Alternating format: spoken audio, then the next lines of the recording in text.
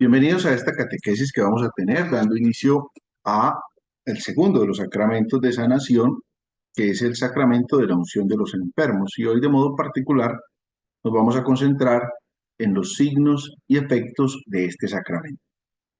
Comencemos por invocar la presencia de Dios sobre nosotros y la acción del Espíritu Santo que nos ilumine, nos inspire, nos acompañe en esta reflexión catequética que vamos a tener.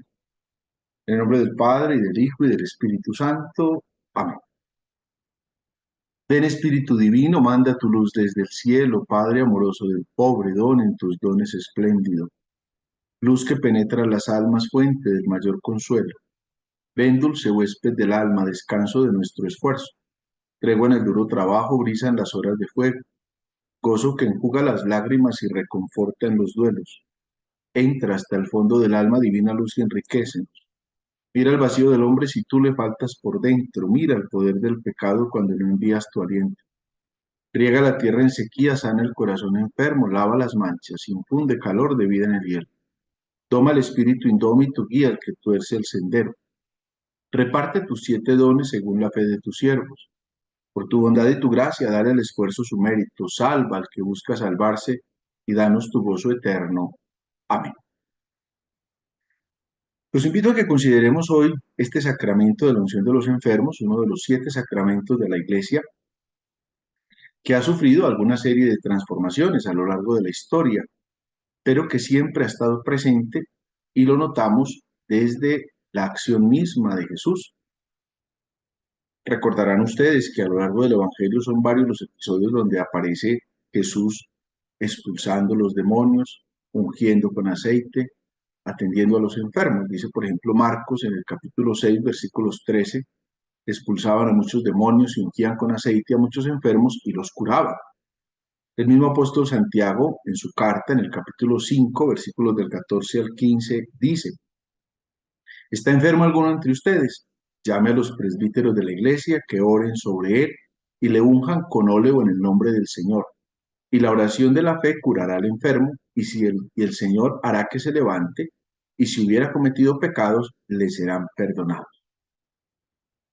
Ya a lo largo de la historia de la iglesia, pues se ha valorado profundamente este sacramento, porque la realidad de la enfermedad en el ser humano siempre ha estado evidente. Ha sido una circunstancia profundamente humana y por consiguiente, dentro de esa realidad profundamente humana, vemos la acción salvífica de Dios. Antiguamente recibía el nombre de la extrema unción, pero gracias al Concilio Vaticano II, que ya sucedió hace 60 años, se le cambió el nombre, porque al denominarla extrema unción hacía referencia solo a los últimos momentos de la vida. Incluso en la mente de muchas personas, aún jóvenes, me maravillo yo, está la idea de que este es un sacramento que solamente se usa cuando la persona ya está en lo que llamamos en latín in articulo mortis, es decir, a las puertas de la muerte. Sin embargo, el concilio tomó el significado profundo de este sacramento y lo llevó para que lo puedan recibir cuando el cristiano empieza a estar en peligro de muerte, bien sea por enfermedad o por vejez. Y ahí que son muchas las ocasiones, como lo vamos a ver, en las cuales el sacramento se puede poner. Aunque también ha sido un sacramento que ha sido, digámoslo así, mal usado con el ánimo de pretender que cualquier persona en cualquier momento, incluso sin estar ni enfermo siquiera, entonces sienta la necesidad de ponérselo y se lo pone. Y con otro problema de que a veces con el uso de sacramentales, como es el aceite bendito, entonces se suprime, digámoslo así, la gracia del sacramento. Yo tuve alguna vez una ocasión en el hospital general donde atendía con frecuencia cuando estaba en la otra parroquia. Una vez llegué a poner la unción de los enfermos y entonces uno de los hijos o las hijas, no me acuerdo de la señora que iba a poner, me dijo, no, pero no se la ponga, padre, que la señora que le lleva la comunión, esta semana ya se lo puso. La señora seguramente había hecho un sacramental de ungir con un aceite bendito, pero no tiene ni punto de comparación, como lo vamos a ver, con el sacramento de la unción de los enfermos. Como la realidad del sufrimiento humano ha estado en la realidad humana siempre, en la condición humana que es frágil, que todos nosotros a lo largo de la vida, independientemente de la edad que tengamos, hemos experimentado la enfermedad, pues son varios los documentos que ha producido la Iglesia en este sentido. Yo quiero recomendarles uno y los invito a que lo lean. Un día por internet pueden encontrar incluso todos los documentos de la Iglesia, gracias a Dios.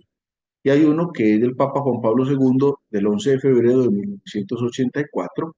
Es una carta apostólica que se llama Salvifici Doloris, es decir, la salvación en el sufrimiento. Es el nombre que el Papa le ha querido dar a ese documento.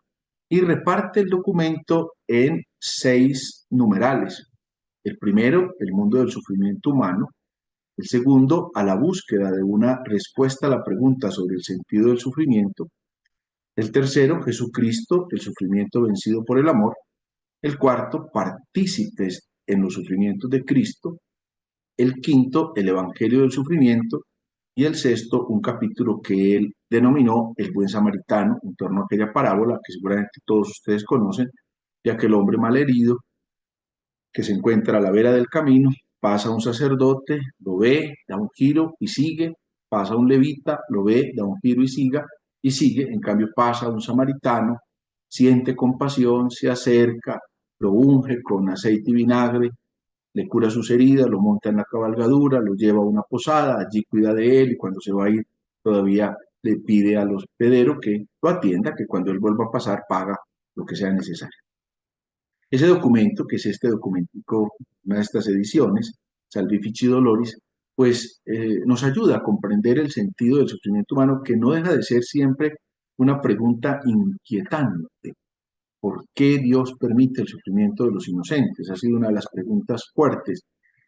Y pues obviamente todo el documento es importante, es un documento no muy largo, pero en el capítulo segundo, cuando el Papa lo titula La búsqueda de una respuesta a la pregunta sobre el sentido del sufrimiento, parte de algunos textos bíblicos para analizar esta realidad y de modo particular se concentra en el libro de Job. Ustedes recordarán el libro de Job, que es aquel que pues está muy bien, tiene una buena estabilidad familiar, social, económica, es un hombre de fe, es un hombre piadoso, es un hombre justo, es un hombre reconocido por la comunidad. Y el demonio viene y le dice a Dios, pues claro, es que Job es juicioso con usted porque usted lo ha bendecido con todo. Le ha dado una buena familia, le ha dado unos buenos hijos, una buena esposa, le ha dado un buen patrimonio. Entonces, pruébelo, póngalo a prueba y verá que Job lo va a traicionar. Y entonces Dios le dice, pues haga lo que quiera con él, pero respétele la vida. Y empieza Job a experimentar una serie de circunstancias muy adversas. Se le van muriendo el ganado, se le van secando las cosechas, se le mueren los hijos. Y en todo momento, en el principio, Job empieza a decir, pues Dios me lo dio, Dios me lo quitó, alabado sea el nombre del Señor. Incluso en la mentalidad popular, siempre hablamos de la paciencia del santo Job.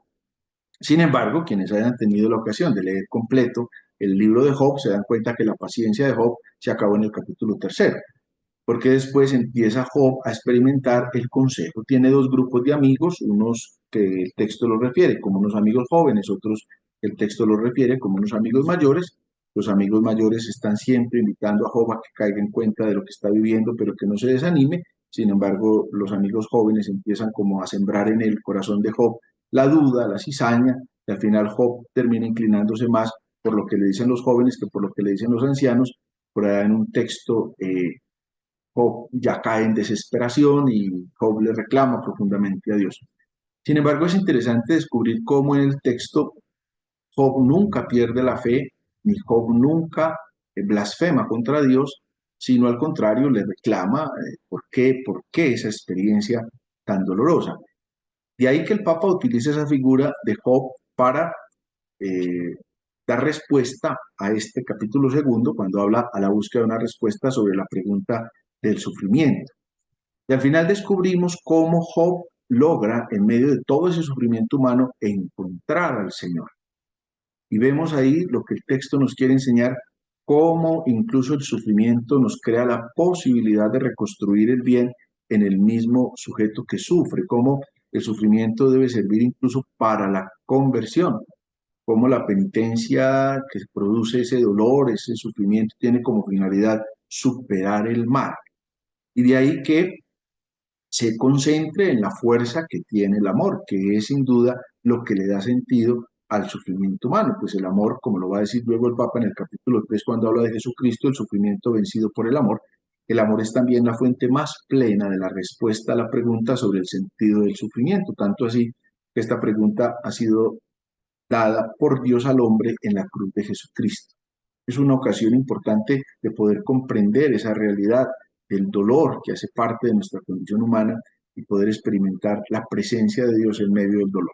Por eso me pareció importante usar este texto como breve introducción, porque no me puedo concentrar en el texto completo. Algún día podemos incluso hablar del texto en su conjunto, si ustedes lo desean, pero que sea como el elemento que nos ayuda a comprender el valor que tiene dentro de la vida de la iglesia el sacramento de la unción de los enfermos.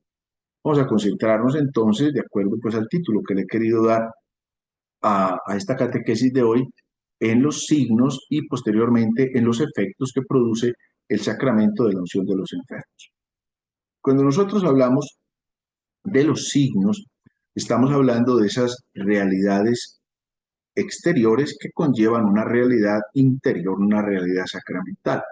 En la catequesis que pueden encontrar en el canal de la parroquia, en el canal de YouTube de la parroquia, pues veíamos que todos los sacramentos van a tener unos signos compuestos de un material y de una palabra.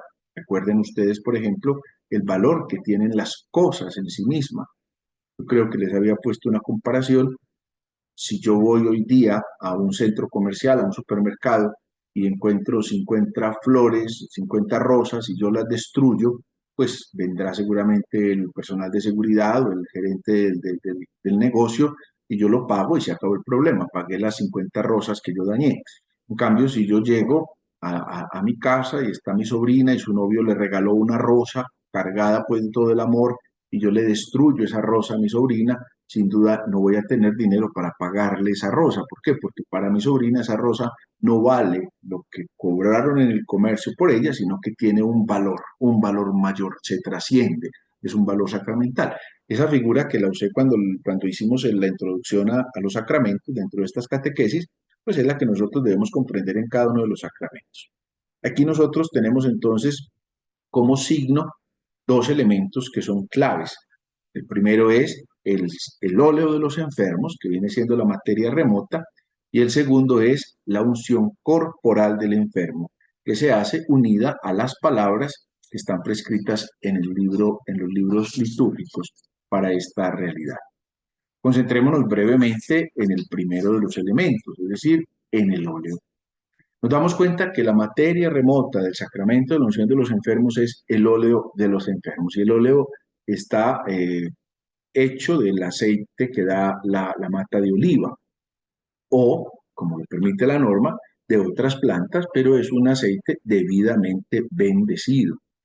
Generalmente el óleo de los enfermos es bendecido por el obispo en la ceremonia que se hace el Jueves Santo o en un día anterior al Jueves Santo, en el que se hace lo que se llama la bendición y consagración de los óleos.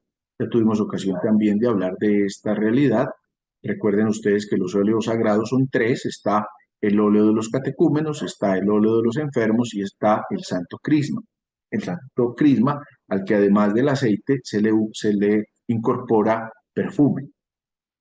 El óleo de los enfermos y el óleo de los catecúmenos es bendecido, en cambio el santo crisma es consagrado. Pero esto solo lo hace el obispo en la ceremonia que, como les digo, se hace el Jueves Santo o en la víspera o los días anteriores al Jueves Santo. Ese es el óleo bendecido por el obispo y año tras año se cambian los óleos, de manera que los óleos que quedan viejos se queman y se usan los nuevos. Sin embargo, en caso de necesidad, cualquier presbítero puede bendecir el aceite que se va a untar sobre el enfermo. Sin embargo, ese aceite bendecido de modo absolutamente extraordinario, porque vuelvo y lo digo, debe ser bendecido solo por el obispo en la ceremonia que llamamos de consagración de óleos, pero la norma lo permite, pero con dos condiciones. Uno, es bendecido por el presbítero que va a hacer la unción de los enfermos para ese caso. No es que yo como presbítero bendiga entonces un aceite y lo mantenga conmigo para cuando resulte un enfermo. No tiene sentido. El aceite que yo cargo, y de hecho la norma permite cargarlo, yo lo mantengo siempre en la guantera del carro siempre mantengo el óleo de los enfermos, porque cuando hay una emergencia, pues inmediatamente puedo atender al enfermo con el aceite, con el óleo de los enfermos. Pero entonces, si llegara la ocasión de que yo tengo que atender a un enfermo y no tengo óleo de los enfermos conmigo, yo puedo bendecir un poquito de óleo, de aceite, para ese caso concreto, de ese enfermo concreto que necesita la unción. Pero además advierte la norma qué aceite puede bendecir. Entonces puede bendecir o un aceite de olivo o un aceite vegetal. No se permite el aceite animal. Esto, pero vuelvo y lo advierto, es como una medida absolutamente extraordinaria. ¿Con qué finalidad? Con la finalidad de que el enfermo pueda recibir realmente la unción de los enfermos. Incluso la norma advierte cualquier sacerdote. Ya vamos a hablar en otra catequesis, cuando hablemos del ministro y del sujeto que lo recibe, como cualquier sacerdote, incluso el que no tiene facultades para hacerlo si hay una emergencia, por ejemplo, un sacerdote que por alguna cosa esté suspendido del ministerio, podría ser la unción de los enfermos, porque lo que se busca es la salvación de las almas, que el enfermo pueda recibir esa gracia particular que le da la unción de los enfermos. Vuelvo y lo advierto, como norma general, el óleo utilizado es aquel que es bendecido por el obispo dentro de la misa crismal. Pero luego viene lo que llamamos la materia próxima, que consiste en la unción corporal del enfermo, unido a las palabras que el sacerdote pronuncia. Comencemos por la unción corporal. Esta unción corporal debe hacerse con la mano, pero también la norma advierte que si hay alguna razón grave, se puede utilizar cualquier otro instrumento. Y esta unción se hace en un contacto físico directo con el cuerpo del enfermo. Antiguamente habían muchas unciones, se hacía una unción en la cabeza y se hacía una unción en las extremidades superiores e inferiores, o sea que habían 5 unciones. Con la reforma del Vaticano II solamente quedó la unción de la cabeza y la unción de las manos. Sin embargo, también hay que considerar, porque estamos hablando de una enfermedad, puede que haya circunstancias en las que no es posible ungir la cabeza, solo se unge las manos. O no es posible ungir las manos, entonces solo se unge la cabeza. O no es posible ungir ni las manos ni la cabeza, entonces se hace la unción en cualquier parte del cuerpo. Fíjense, por ejemplo, puede haber una persona que ha sufrido grandes quemaduras, entonces se encuentra, cuando usted llega como sacerdote donde el enfermo, lo encuentra todo cubierto de vendas en las manos o en la cabeza y se hace imposible la unción. Pero a eso se le suma que puede haber una realidad de enfermedad grave, una enfermedad grave que no permite que yo pueda tener un contacto directo con el enfermo. Acabamos, por ejemplo, de vivir un momento de pandemia muy difícil, donde no sabíamos a ciencia cierta de qué manera se podía transmitir ese virus. En ese momento se nos autorizó que la unción se hiciera sin contacto físico. Podríamos ungir con un algodón o en muchos casos con un copito Johnson o en otros casos, como nos teníamos que poner guantes de esos quirúrgicos que se utilizan, pues con el guante se podía hacer. Pero ahí nos damos cuenta también que se trata de una realidad absolutamente excepcional. Por norma general, se hace simple y llanamente la unción con el contacto físico tanto de la mano del sacerdote como de el cuerpo del enfermo.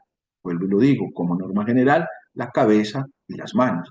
Pero si no hay forma, se puede hacer en cualquier parte del cuerpo esta unción sobre el enfermo. ¿Qué sentido tiene, pues precisamente esta norma, este rito, perdón? Tiene el sentido de la misericordia, el contacto, la cercanía. Si ustedes miran, cuando Jesús se acerca al enfermo, siempre hay un contacto. Y había unos momentos en que eran importantes, puede que nosotros lo pasemos desapercibido dentro de la lectura del texto bíblico, pero piensen, por ejemplo, que a un leproso no se le podía tocar, porque se consideraba que el leproso tenía una enfermedad cultural, es decir, una enfermedad que lo hacía impuro. Piense, por ejemplo, la mujer que sufría de hemorragias, la que llamamos la hemorroísa, sufría de flujos de sangre, porque se consideraba que era impura. Al derramar la sangre, ella misma estaba quedando impura. Por consiguiente, quien tocase a un leproso, o en el caso concreto a esta mujer impura, la misma persona quedaba impura, es decir, el que lo tocaba. Por eso son tan significativos esos encuentros de Jesús con los leprosos, porque Jesús los toca, le impone las manos, es decir, tiene contacto con ellos. E incluso tan significativo cuando la mujer hemorroísa vio venir a Jesús en medio de una gran multitud, porque Jesús iba de camino hacia la casa de Jairo, que su hija estaba a punto de morir porque tenía fiebre, dice el texto, y entonces en ese caminar por medio de una plaza de mercado llena de gente, la mujer pensó, con que yo le toque al menos la orla del manto, mi hemorragia quedará sana. Y dice que la mujer efectivamente, en medio de la multitud, tocó la orla del manto de Jesús e inmediatamente la hemorragia cesó. Pero ahí no terminó la historia. Dice el texto que Jesús se giró y preguntó, porque Jesús sintió que había salido una fuerza de él, Jesús se giró y preguntó, ¿quién me ha tocado? Uno de los apóstoles lo recrimina diciéndole, Señor, pero miras a este gentío y estás preguntando quién te ha tocado. Además, piense usted lo que esa mujer pudo haber sentido cuando Jesús preguntó quién me ha tocado, porque ella era consciente que tocándolo a Jesús lo estaba volviendo impuro. Pero a Jesús no le interesaba ese asunto. Por eso le interesaba más el corazón de las personas, por eso se gira y le pregunta. Y la mujer que ya no tenía más que perder, porque ya dice el texto, lo había perdido todo, llevaba 12 años sufriendo de hemorragia, además era viuda y había perdido todo su dinero en médicos, pues la mujer entonces simplemente dice, fui yo, Señor. Y Jesús le dice, qué grande es tu fe, vete y en adelante no vuelvas a pecar. Esta unción entonces que se hace en la cabeza y en las manos va acompañada de la fórmula o las palabras sacramentales que el presbítero pronuncia sobre el enfermo. Entonces, mientras unge la cabeza, el presbítero dice, por esta santa unción y por su bondadosa misericordia, te ayude el Señor con la gracia del Espíritu Santo. Y luego, mientras unge las manos, dice, para que libre de tus pecados, te conceda la salvación y te conforte en la enfermedad. Es entonces el momento de la unción. Hay que tener en cuenta que dentro de los signos, este es un sacramento que no imprime carácter. Ya tuvimos ocasión también de hablar eso y lo vamos a escuchar varias veces. Solo hay 3 sacramentos que imprimen carácter, que son el sacramento del bautismo, el sacramento de la confirmación y el sacramento del orden. ¿Qué significa que imprimen carácter? Que son sacramentos que no se pueden repetir. Concretamente, el sacramento del bautismo, el sacramento de la confirmación, pues son sacramentos que se reciben una vez para siempre. ¿Por qué? Porque el bautismo ya, si se hizo válidamente, me hace hijo de Dios para siempre. El sacramento de la confirmación me hace templo del Espíritu Santo para siempre. Y el sacramento de del orden sagrado, que está en 3 grados, el grado de los diáconos, el grado de los presbíteros y el grado de los obispos, pues es un sacramento que no se repite. Una vez recibido válidamente, ya no se repite. En cambio, los otros sacramentos pueden ser repetidos. Vemos cómo es el caso dentro de los sacramentos de la iniciación cristiana, que son los 3 que ya vimos, bautismo, confirmación y Eucaristía. El sacramento de la Eucaristía se repite, incluso en un mismo día se puede repetir. Por eso hablábamos de que se podía comulgar hasta 2 veces en un mismo día mientras se participe de la misa completa. Y luego dentro de los sacramentos de sanación, que son 2, pues los 2 se pueden repetir con frecuencia, que es el sacramento de la reconciliación, que ya vimos, y ahora este sacramento de la unción de los enfermos, que ahora estamos viendo. Y luego vienen los otros 2 sacramentos, que son los sacramentos del compromiso social, y ahí tenemos el sacramento del orden, el sacramento del matrimonio. Pues el sacramento del orden no se repite, porque una vez recibido ya marca el alma para siempre, diaconado, presbiterado y episcopado. En cambio, el sacramento del matrimonio sí se puede repetir. La prueba está que una vez que una persona enviuda o una vez que una persona le declararon el matrimonio nulo, pues entonces no es que se repita, sino que el primero no vale, ya valdrá el segundo, pero ya en su momento, si Dios lo permite, vamos a hablar del sacramento del matrimonio.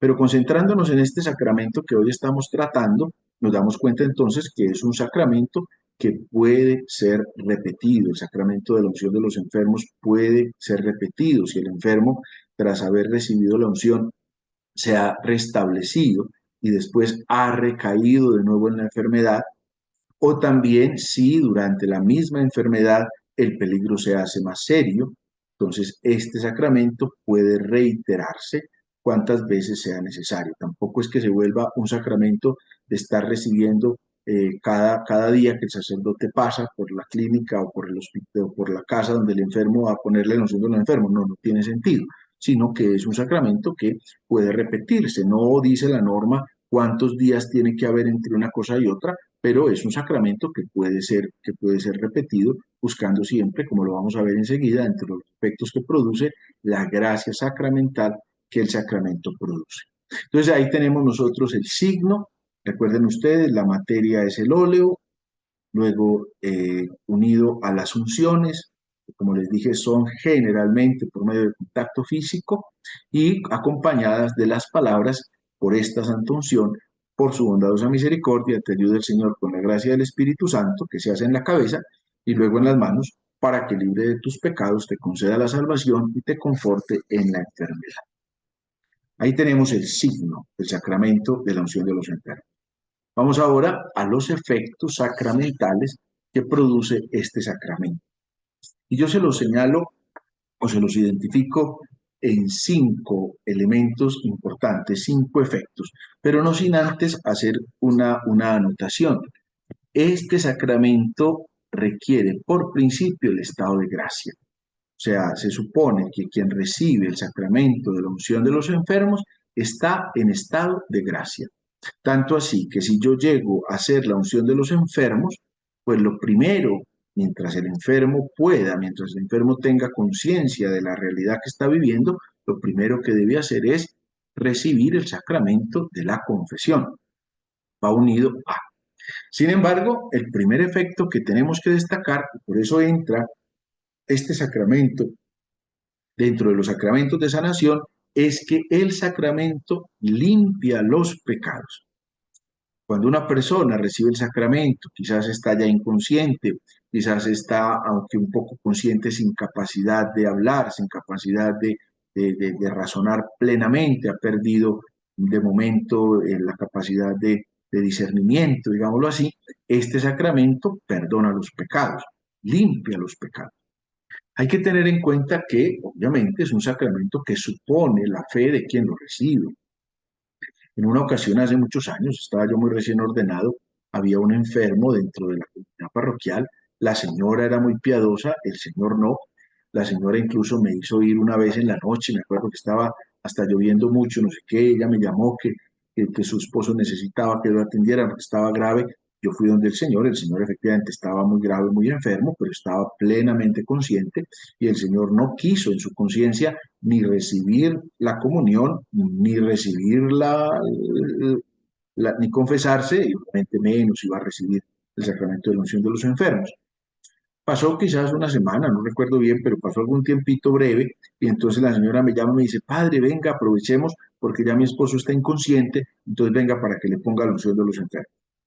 Pues yo fui por atender a la señora para su consuelo espiritual, pero estando donde el enfermo le dije: no le puedo poner la unción de los enfermos porque él, cuando estaba en pleno uso de sus facultades, se negó a recibirlo. Y por consiguiente sería una falta de respeto que ahora que él no puede, nosotros le pongamos la unción de los enfermos. Vamos a rezar por él y encomendémoslo a mi Dios, porque en su libertad no quiso aceptar la unción de los enfermos. En cambio, en otras ocasiones, pues he tenido que ir a atender a los enfermos y encuentro enfermos que están en estado de coma, que están inconscientes o que están sedados porque están haciendo un procedimiento, y obviamente, pues siempre pregunto cuando piden la unción de los enfermos: bueno, pero esta persona tenía la disposición de recibir el sacramento. Sí, padre, era una persona espiritual, era una persona que profesaba su fe, era una persona que iba a la iglesia, era una persona que no negó de modo pertinaz la posibilidad de recibir el sacramento. Pues en ese caso, así el enfermo no tenga discreción de juicio, puede recibir la unción de los enfermos, basado en el testimonio, que me imagino yo siempre pues tiene que ser verdad, porque aquí no se trata de engañarme a mí como sacerdote, sino de engañar a Dios mismo. Estaba dispuesto a recibir. Entonces, el primer efecto que recibe es el de la limpieza de los pecados. ¿Y por qué les hacía este preámbulo? Porque para que haya limpieza de pecados tiene que haber contrición de corazón. Ya lo vimos nosotros en el sacramento de la confesión. Si yo no tengo contrición de corazón y propósito de enmienda, el perdón de los pecados no obra. Así yo le dé la absolución con la mayor devoción que quiera, no va a obrar. ¿Por qué? Porque, como ya lo dije en el sacramento de la confesión, se requieren los actos del penitente. Recuerden ustedes, en el sacramento de la confesión hay actos del penitente y hay actos del confesor. Y dentro de los actos del penitente está el examen de conciencia, la contrición de corazón y el propósito de enmienda. Si faltan estos elementos, no puede haber auténtico sacramento de la confesión. Luego vienen los actos del confesor, que es concretamente la absolución de los pecados. Entonces aquí podríamos decir, esos mismos actos se requiere en la persona del enfermo. Se requiere la contrición del corazón para que pueda haber esta limpieza de los pecados que se obra por medio de el sacramento de la unción de los enfermos. Esa es la primera de las realidades que nosotros tenemos que descubrir y valorar en el sacramento de la unción de los enfermos, cómo este sacramento limpia mi alma de todo pecado. En segundo lugar, o el segundo efecto es que este sacramento alivia y conforta el alma del enfermo. Se trata de una realidad espiritual muy profunda. ¿Por qué? Porque el alma también se nos puede ir enfermando cuando nosotros vamos conectando con el pecado, es decir, vamos permitiendo que el pecado haga parte de nuestra vida, pues el alma se va cargando de dolor, de resentimiento, de odio, de rencores, de cosas que no hacen bien. Y obviamente nos enferman el alma. Podríamos decir, tiene un alma triste, tiene un alma enferma. Pues el efecto del sacramento es que va a la sanación espiritual. Porque cuando hablamos de la sanación, no nos podemos concentrar solamente en la sanación física. Sin duda, la sanación física es la más evidente. Sufro de este mal, sufro de este dolor, tengo este órgano que no me funciona, pero hay una sanación, además de la sanación física, que es la sanación espiritual. Y por eso este sacramento de la unción de los enfermos alivia y conforta el alma del enfermo. El tercer efecto es que el sacramento nos ayuda a sobrellevar mejor los sufrimientos. Recuerden ustedes, yo creo que lo he repetido ya en todos los sacramentos que hemos visto, que todos los sacramentos tienen lo que se llama la gracia santificante. La gracia santificante es esa fuerza que viene del Espíritu de Dios para llevarnos a la salvación, para llevarnos al encuentro con Cristo, para llevarnos a la santificación. Por eso se llama gracia santificante. La gracia que nos santifica es la acción del Espíritu que nos da ese don, esa virtud, ese fruto permanente en nuestra vida. Y sin duda, cuando experimentamos el sufrimiento, sea físico, sea espiritual, lo normal es que sintamos un debilitamiento, tanto físico como espiritual. Cuando sufrimos, por ejemplo, una realidad física que nos produce la fiebre, que hay una infección, lo normal es que físicamente no tengamos aliento de podernos mover. Seguramente todos los que me están escuchando han sufrido alguna vez de fiebre y no es capaz, cuando uno tiene fiebre, no es capaz de hacer la vida cotidiana. Le da dificultad subir unas escalas, le da dificultad preparar unos alimentos, no tiene la misma capacidad de trabajo que va a poder tener cuando no la tiene. Hay un debilitamiento físico fuerte a causa de una enfermedad física que lo está debilitando. Quien sufre de la rodilla no va a tener la misma capacidad de subir 3 o 4 pisos que subía hasta corriendo o hasta de a 2 escalas cuando estaba aliviado. Ahora que está enfermo en la rodilla no lo puede hacer. La enfermedad le produce un debilitamiento, un sufrimiento. Pues lo mismo que digo para la realidad física vale para la realidad espiritual. Si en mí hay un debilitamiento, una enfermedad espiritual, también hay un debilitamiento espiritual. Por eso me viene una tristeza que no se me quita, por eso se me viene un agobio que no me deja, por eso se me viene una melancolía que no me desampara y viene un profundo sinsentido de la vida, viene una profunda desesperanza que es fruto de todas esas realidades de enfermedad espiritual que no me dejan encontrar el gozo verdadero.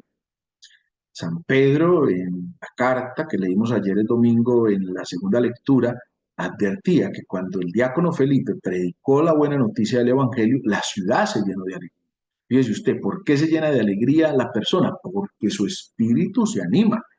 Incluso vean que viene la expresión ánimo. que significa llenar otra vez el alma. Y para eso sirve la gracia santificante del sacramento de la unción, porque con la gracia soy capaz de llevar mejor los sufrimientos. Sí, el sufrimiento está ahí, la enfermedad es latente, mi condición de vejez o de enfermedad es latente, pero la gracia de Dios me ayuda a sobrellevar de modo mejor este sufrimiento. El cuarto efecto, que también es fruto de la gracia, es que me ayuda a resistir más fácilmente a las tentaciones. Esto va unido a lo primero. ¿Cuándo tengo mayor capacidad de ser tentado? Cuando más débil me encuentro. Fíjese que eso pasa con cualquier realidad. Cuando usted, por ejemplo, pensemos en los que viven la realidad conyugal. Cuando usted y su pareja están viviendo un matrimonio fortalecido, un matrimonio sano, un matrimonio sin problemas, un matrimonio en el que hay diálogo, en el que tienen concordia, en el que están trabajando juntos, perdón, en el que se quieren, difícilmente llegan las tentaciones. ¿Por qué? Porque están cada vez más sólidos, cada vez más sólidos. En cambio, cuando quizás en esa realidad matrimonial entra la discusión permanente, entra quizás la falta de respeto, que entra que por todo se les vuelve un problema. Ya estamos en un caldo de cultivo fácil, fácil. Llegan las tentaciones, llega el primero que nos calienta el oído con una palabrita cariñosa, que nos mata el ojo, como decimos coloquialmente, y la tentación me lleva al pecado. Entonces, en esta realidad del dolor y del sufrimiento humano, encontramos nosotros que somos mucho más vulnerables a ser tentados, porque obviamente el que ya está cargando una enfermedad, piense usted en un enfermo que no duerme bien, que no tiene apetito, que tiene un profundo desaliento, que está cansado de estar acostado, que no se puede valer por sí mismo, que tiene que experimentar cosas tan difíciles como que lo tengan que bañar y cosas de estas, pues obviamente está mucho más vulnerable y por eso es más vulnerable a la tentación y por consecuencia al pecado. Entonces aquí nos damos cuenta que uno de los efectos es precisamente el de estar fortalecidos para resistir a las tentaciones. Y el último de los elementos que sin duda todos ustedes habrán experimentado y yo mismo a lo largo de mi vida he experimentado unas realidades tan milagrosas, tan especiales. Muchas veces este sacramento consigue que el enfermo recobre la salud del cuerpo. Es una cosa muy misteriosa, es una cosa muy del milagro de Dios. No significa que todo el que le ponga la unción de los enfermos tiene que recuperar la salud, que a veces en eso también puede haber un poquito de desesperanza, con la idea de que si no me recupera la salud, entonces Dios no me quiere, Dios no me mira, Dios no escucha mi plegaria, y vemos con qué facilidad, pues muchas personas hasta se desaniman y se enfrían en la fe cuando no logran tener la sanación física de su propia enfermedad o de la persona que aman, y aunque le ponga la unción de los enfermos, no lo consigue. Sin embargo, no dejo yo de reconocer y a lo largo de mi vida puedo dar testimonio de muchas personas a las que el Señor, por su propia voluntad, por su liberalidad, les ha querido dar otra oportunidad en la vida, han recuperado la salud del cuerpo. Como ven entonces, encontramos un sacramento muy rico, un sacramento muy lindo, un sacramento que nos llena de profunda alegría y que acompaña un momento particular en la historia de la humanidad, como es el problema del sufrimiento, del dolor y hasta de la misma muerte. Por eso valorémoslo mucho. No caigamos en el juego de falsas sanaciones. A veces somos muy dados a caer en cualquier falsa sanación, cualquier supuesto sacerdote, a veces hasta que ni son católicos, o cualquier supuesta persona que tiene poderes casi mágicos. Entonces, minusvaloramos el sacramento de la unción de los enfermos para darle cabida a cualquier cosa de estas, llenándonos de falsa esperanza. No, la esperanza está en el Señor. Pongámosle a este sacramento la mayor atención, valorémoslo mucho y hagamos nosotros, porque cada uno de nosotros es evangelizador en su propio entorno, dentro de sus amigos, dentro de su familia, valoremos mucho y cuando vean que hay personas en situaciones de vejez o de grave enfermedad, pues recomendémosle llamar al sacerdote, no hay que dejarlo eso para el último momento de la vida, porque quién sabe si usted lo deja para la última hora, logra encontrar al sacerdote que vaya, pero que sí pueda ser una oportunidad para nosotros pues valorar y descubrir la gracia que este sacramento nos da. Encomendémonos al Señor y pidámosle que nos ayude siempre a reconocer la grandeza de su amor por nosotros y a reconocer la grandeza y a valorar así los sacramentos que ha dejado para nuestra salvación. La bendición de Dios Padre, Hijo, Espíritu Santo, descienda sobre ustedes y les acompañe siempre.